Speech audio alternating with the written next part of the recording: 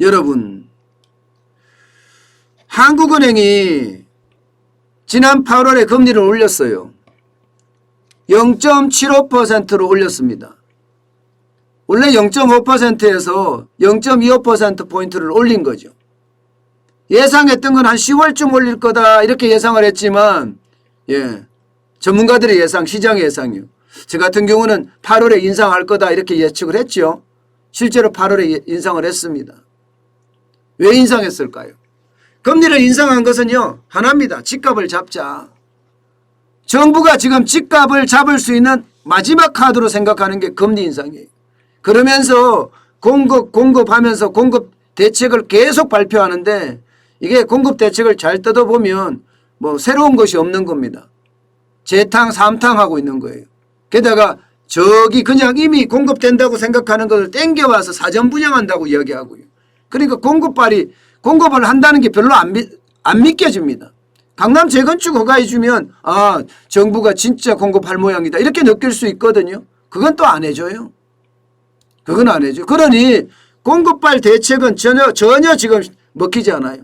결국은 기준금리 인상을 가지고 하려고 하는데 이놈의 효과가 없어요. 0.25% 올려서 0.75% 올렸지만 말입니다.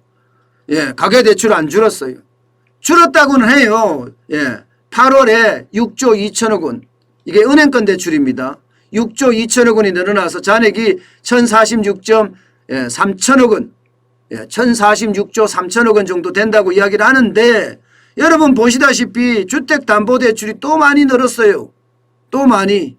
이게 적지 않아요. 2019년 8월에 7조 4천억 원. 전체 2020년 8월 11조 7천억 원. 거기에 비교하면 지금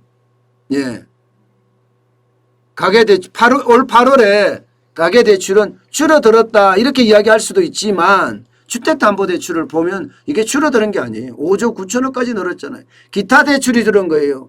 기타 대출, 신용대출 줄인 거는 은행들이 신용대출 다 잠가버렸잖아요. 지금요.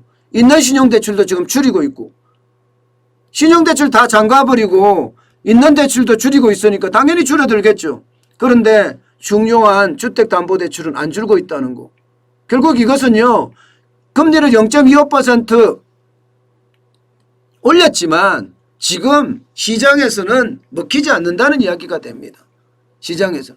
그렇다고 주택가격이 떨어졌나요? 주택가격은 지금 천정부지로 올라가요. 천정부지로. 7월 달까지만 일단 보는 것만 하더라도 역대 최대입니다. 2012년까지 다 따져봐도 역대 최대예요. 7월 달까지가 11.12% 올라갔거든요. 수도권 집값이. 결국은 금리 올려도 지금 이게 주춤했느냐? 아니에요. 지금 더 올라가고 있어요. 더 올라가고 있어요. 이러다 보니까 이게 한 번 올려서는 안 된다.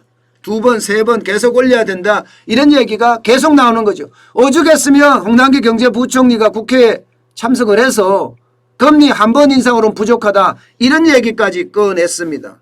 여러분 알다시피 금리의 문제는요. 경제부총리가 이게 함부로 말할 수 있는 게 아니에요. 통화정책이기 때문에 통화정책은 한국은행이 직접 하는 겁니다. 게다가 한국은행은 독립되어 있습니다. 여기에 정부의 경제부총리가 금리를 올린다 만다 이런 이야기 할 수 있는 처지가 아니란 말입니다. 그 언급 자체가 굉장히 이례적이에요. 그런데도 불구하고 금리 인상에 대한 이야기를 계속하고 있잖아요. 게다가 노형욱 국토교통부 장관도 지금 금리 인상에 대한 이야기를 하고 있습니다. 이 말은 결국은 금리를 또 인상을 할 수밖에 없는 상황으로 간다 이런 얘기예요. 실제로 말입니다. 여러분 금리 인상을 해봐도 지금 매매 가격에는 영향을 거의 미치지 않습니다. 금리가 높을 때는요.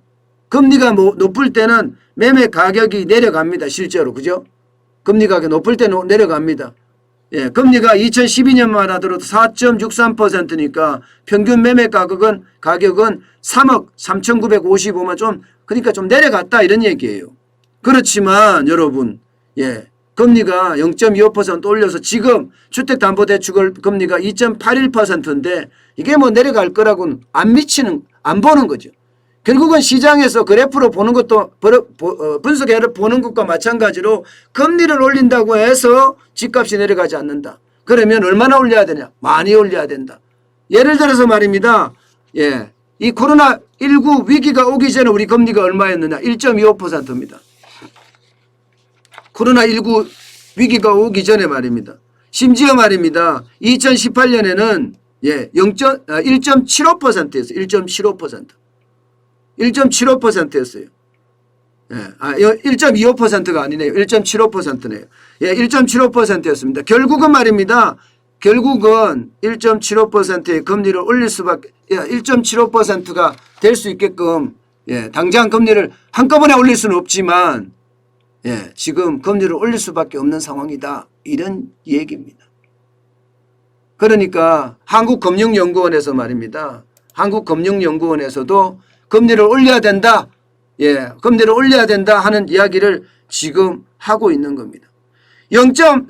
지금부터 0.5% 정도 올려도 우리 시장에는 영향을 미치지 않을 거다. 그러면 내년 초까지는 적어도 1.25%의 금리가 될 수밖에 없는 겁니다.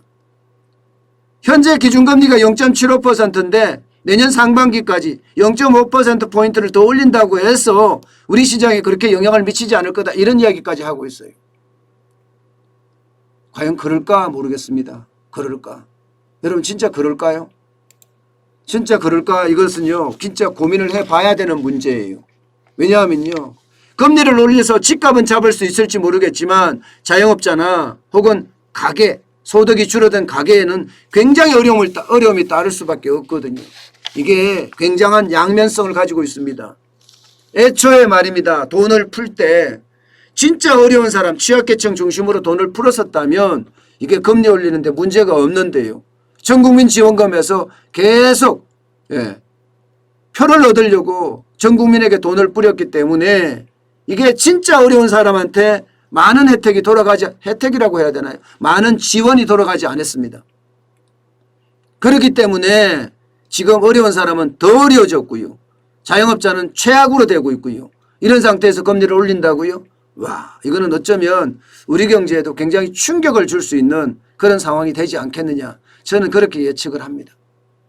지금 상황상 정부는 금리를 올려야 된다고 생각을 해요. 물가도 많이 오르기 때문에 올려야 되고 게다가 미국의 테이퍼링이나 여기에 이어서 금리 인상도 빨라질 거라는 예상까지 하고 있습니다. 이런 상태이기 때문에 금리는 올려야 되는 건 분명하나 너무 급하게 많이 올렸을 때는 우리 금융시장에 큰 충격이 올 수도 있다. 저는 그렇게 해석을 합니다. 그만큼 정부의 어떤 무조건적인 금리 인상은 시장에 엄청난 충격을 줄 수도 있다는 그런 얘기입니다. 어쨌든 중요한 것은 여러분 금리 인상은 됩니다. 그렇기 때문에 그에 대한 대비책 반드시 갖고 있어야 됩니다.